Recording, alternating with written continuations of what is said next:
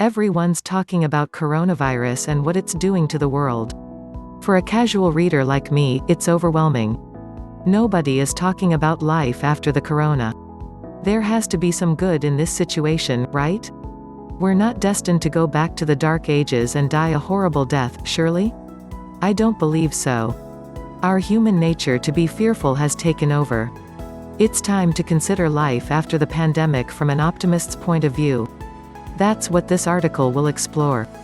The value of a hug or handshake. The price tag on these suckers is going to go up after all of this is over. We're going to go from the free hugs movement to paying our debts of gratitude with them. Humans are never going to hug the same way again. Every interaction is going to start with a hug from a romance movie like Sleepless in Seattle. I used to hate dudes giving me bro hugs. Now we're going to hug it out every time we see each other. Going outside, remember that pastime? Feels like a lifetime ago when lockdowns were only for criminals that stole Slurpees from 7-Eleven. Who knew going outside could be so good? It sure beats looking at the screens of your devices while ignoring your fellow human beings. We're going to rebel against technology after all of this over. Hanging in the park is going to beat "you wanna Zoom?" When we're outdoors, our mind resets. Nature gives us perspective, it reunites us with our own human nature and what we were put on this shiny planet to do. A walk around the neighborhood is a chance to have a conversation with your partner without the TV being in between your relationship. I predict parks are going to get real busy and nature getaways are going to become as rare as nuggets of gold bullion in an economic downturn. Working from home. It would have taken years to have working from home become the norm. Micromanagers all over the world are pissed at coronavirus.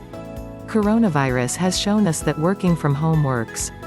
When this is all over, you'll no longer need to be embarrassed when telling your team you're working from home.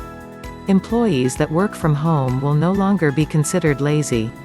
Us part-timers are going to use our days off to turn our side hustles into reality and not have to worry about being absent from the office and also being given the #lazy badge of dishonor.